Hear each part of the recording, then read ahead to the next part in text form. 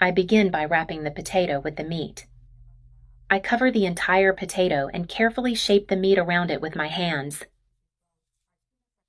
This meat is already seasoned with salt, pepper, chopped onions, chives, and 1 egg.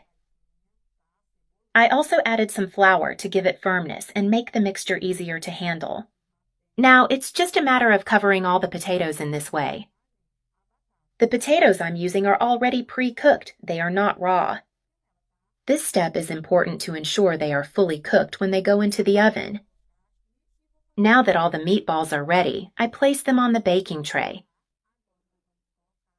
I've already greased the tray with oil to prevent them from sticking. I place the meatballs with a small gap between them because they will shrink a bit in the oven.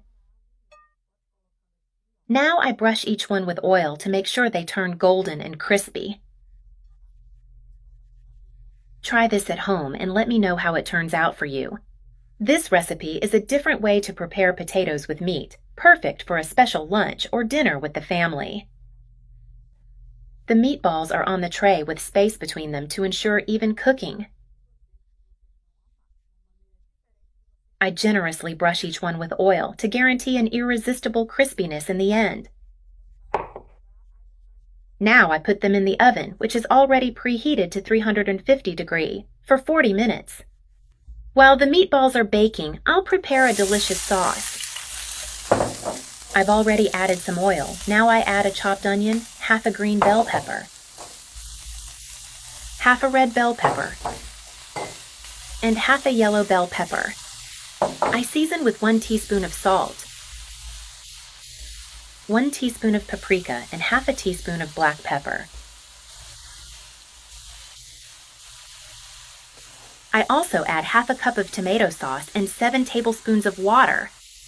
Now everything just needs to be mixed and cooked for about 4 minutes, until the peppers and onions are soft. The sauce is ready, so I turn off the stove. Now I pour the sauce over the meat and potato balls that just came out of the oven. Look how beautiful they look! Finally, I sprinkle cheese on top as much as you like. The cheese will melt and make everything even more delicious. I'll put them back in the oven for about 20 minutes so the cheese gets nicely gratinated. Now I've taken them out of the oven and look how wonderful our recipe looks. The cheese is melted and perfect. I'm going to cut one of the meatballs open to show you how it looks inside.